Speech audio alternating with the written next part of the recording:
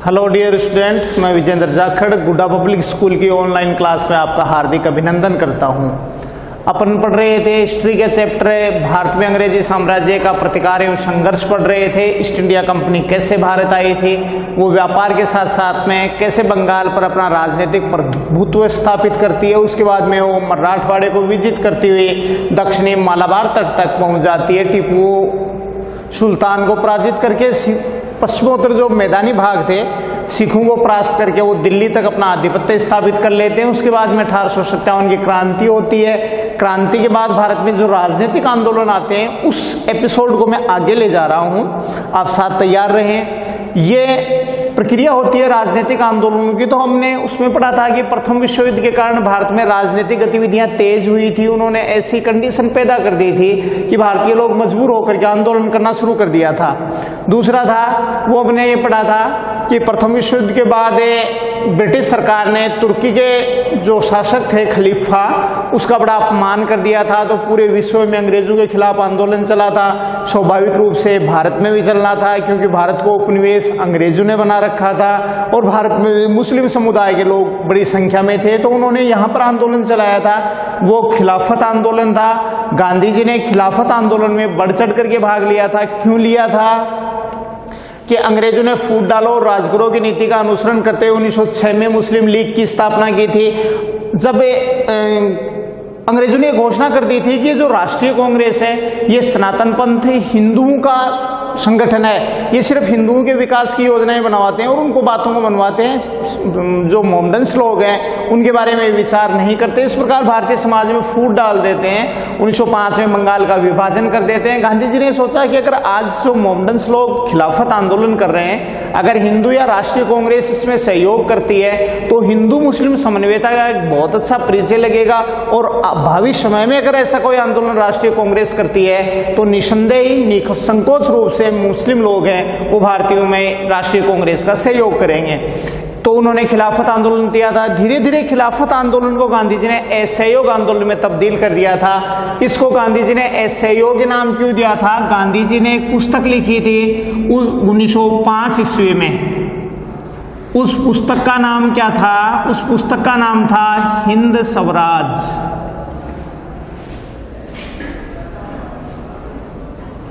गांधी जी ने 1905 ईस्वी में दक्षिण अफ्रीका रहते हुए एक पुस्तक लिखी थी। पुस्तक का नाम था हिंद स्वराज। उन्होंने इस हिंद स्वराज पुस्तक में उन्होंने ये वर्णन किया था कि इन अंग्रेजों को, इन विदेशियों को हम भारतीयों ने भारत में आने के लिए आमंत्रित किया है। वर्तमान समय में हम भारतीय इनका सहयोग कर रहे हैं। अगर इनका सहयोग करना बंद कर देंगे तो ब्रिटिश हुकूमत है वो 1-2 वर्ष में समाप्त हो जाएगी।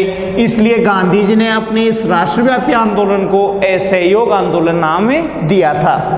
जैसे टॉम स्रो भारत आया था, ये प्रथम विदेशी राजदूत था। जहांगीर ने इसको भारत से व्यापार करने की अनुमति दे दी थी, तो हमने तो आमंत्रित किया है, हम भारतीयों ने तो किया है, गांधी जी का ये कहना था। दूसरा, मुगल बादशाह फर्रुखसियर थे, उन्होंने 38 गांवों की कंपनी को लगान दे दी थी, इजारेदारी दे दी थी 38 गांवों की। वहां भी हमने ही अंग्रेजों को उकसाया है। और वर्तमान समय में जैसे अंग्रेज भारत में रेलवे का संचालन कर रहे हैं, प्रत्येक कर्मचारी इंडियन है। अंग्रेज भारत में खनन कार्य कर रहे हैं, खनन करने वाले श्रमिक सारे इंडियन हैं। इस प्रकार से जो डाकखाने इनके चल रहे हैं, डाकघर चल रहे हैं, इनके स्कूल कॉलेज चल रहे हैं, इनके न्यायालय चल रहे हैं, सभी में भारतीय लोग सहयोग कर रहे हैं। अगर ये इनका सहयोग करना बंद कर दें तो ब्रिटिश हुकूमत स्वतः समाप्त हो जाएगी। राष्ट्रीय कांग्रेस ने 1920 के अधिवेशन में गांधी जी को फुल सपोर्ट किया था कि गांधी जी अगर चाहें तो राष्ट्रीय कांग्रेस उनको सहयोग दे सकती है। आर्थिक सहयोग की जरूरत है या जुलूस रैलियां निकाल रहे हैं उनमें अगर माध्यम की जरूरत है तो राष्ट्रीय कांग्रेस इनको फुल सपोर्ट देगी। और गांधी जी ने खिलाफत आंदोलन को किस ओर परिवर्तित कर दिया? असहयोग आंदोलन में तब्दील कर दिया था। असहयोग आंदोलन की उन्होंने रूपरेखा बनाई नंबर 1 पर। गांधी जी ने कहा कि आंदोलन, क्योंकि गांधी जी इससे पहले 3 बड़े किसानों, 2 किसानों के और 1 मजदूरों का आंदोलन करके उन्होंने ये आंदोलन शुरू किया था। उनका आंदोलन था सत्याग्रह। सत्याग्रह पर उनका टिका हुआ था कि सत्य के लिए आप आग्रह करो, अपने दुश्मन के विरुद्ध आप बार बार इसकी याचना करो, प्रार्थना करो। दुश्मन के बारे में बुरा नहीं सोचना है, उनके अच्छे के लिए सोचो। और उनसे बार बार अगर आप याचना करोगे तो निसंदेह ही आपका दुश्मन या आपका विरोधी वो आपके पक्ष में आ जाएगा। इसी योजना के साथ गांधी जी ने ये अहिंसात्मक आंदोलन का सूत्रपात करने की रूपरेखा तैयार की थी।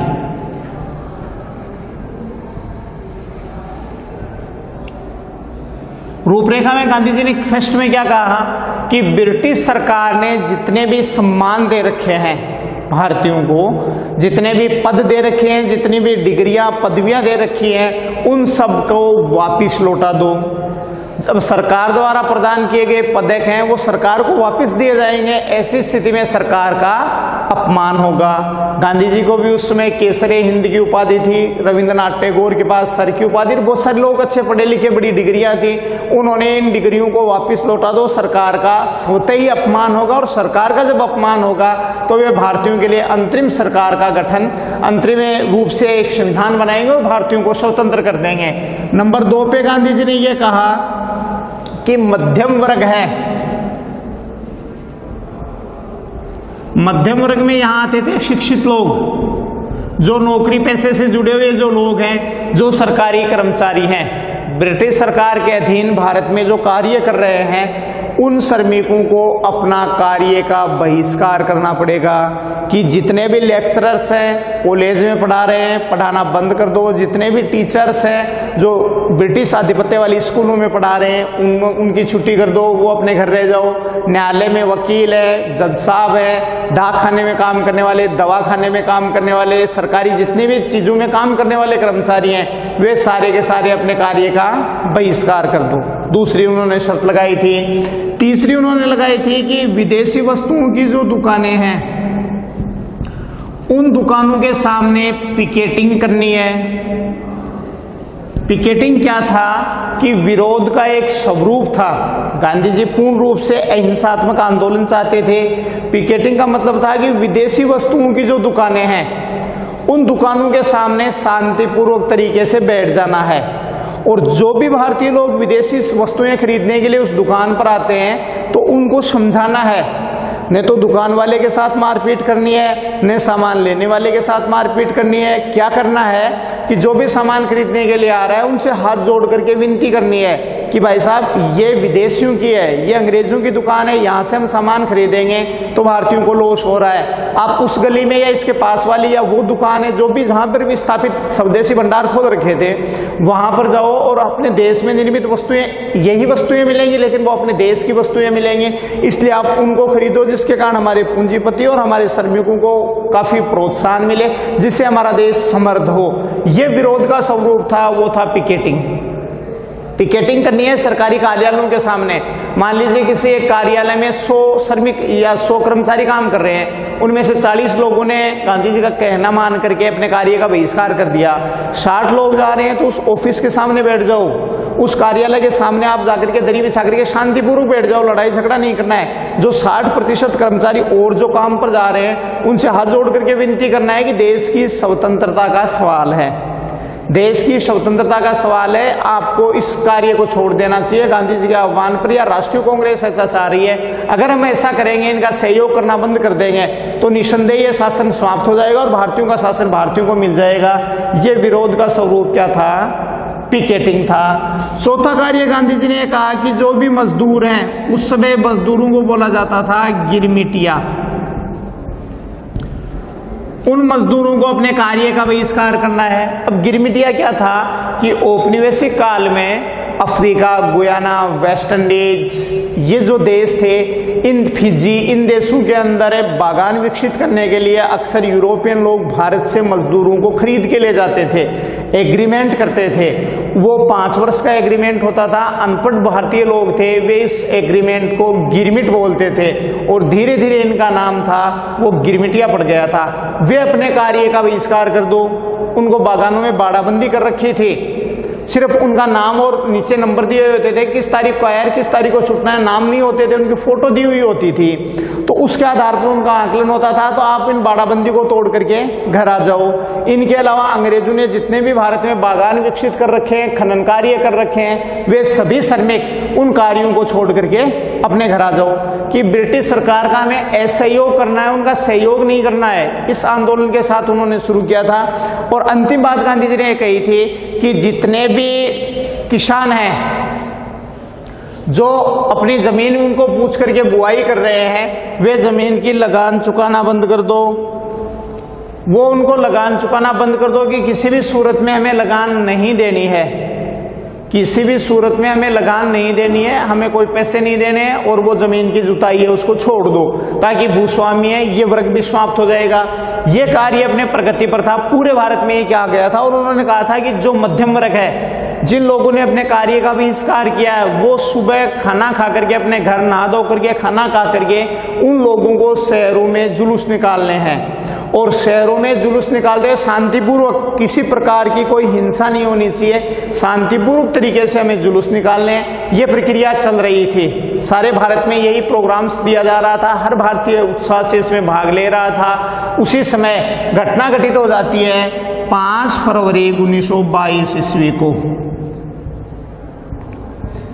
5 फरवरी 1922 ईस्वी को उत्तर प्रदेश के समीप था, वर्तमान उत्तर प्रदेश है, इसके समीप था गोरखपुर। गोरखपुर के पास एक कस्बा था, उस कस्बे का नाम था चौरी चौरा।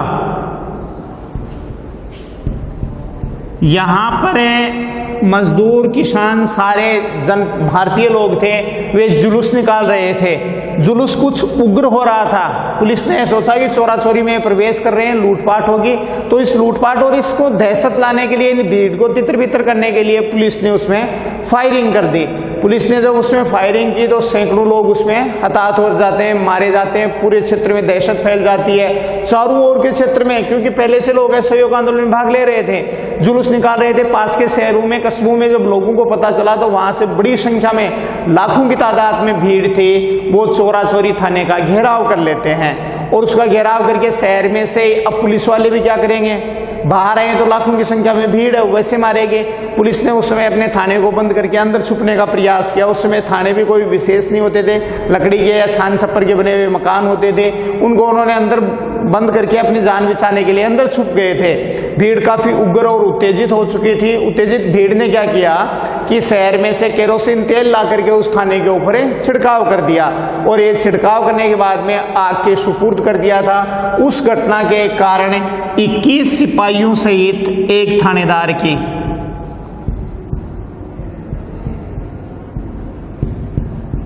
21 सिपाहियों सहित एक थानेदार की जिंदा जलने से मृत्यु हो गई थी। इस दुखद घटना का जब गांधी जी को पता चला तो गांधी जी ने 12 फरवरी 1922 ईस्वी को, गांधी जी ने 12 फरवरी 1922 ईस्वी को अपना असहयोग आंदोलन वापस ले लिया जाता है। गांधी जी को गिरफ्तार कर लिया जाता है और गांधी जी के ऊपर देशद्रोह का मुकदमा चलाया जाता है और गांधी जी को 10 वर्ष की सजा होती है।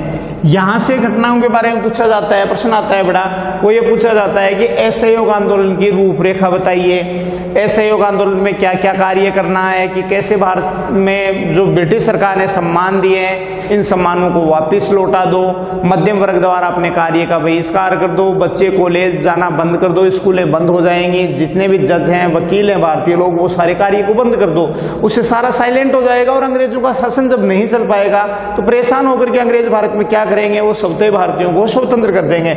इन योजनाओं के साथ जो ही गांधी जी आगे बढ़े थे, खिलाफत आंदोलन के बाद में गांधी जी ने इस खिलाफत आंदोलन को किसमें तब्दील कर दिया था, असहयोग आंदोलन में तब्दील कर दिया था। असहयोग आंदोलन अपने चरम पर था, घटनाएं की जा रही थी, उन घटनाओं को अपने परवान पर था। मुख्य घटना होती है, प्रश्न पूछा जाता है, चौरा चौरी हत्याकांड कब हुआ, 5 फरवरी 1922 को हुआ। गांधी जी ने अपना असहयोग आंदोलन वापस कब लिया, 12 फरवरी 1922 को लिया था। ये प्रमुख घटनाएं हैं, इनके ऊपर क्वेश्चन आ सकता है। स्वस्थ रहें, सुरक्षित रहें, ऑनलाइन क्लास से जुड़े रहें। धन्यवाद।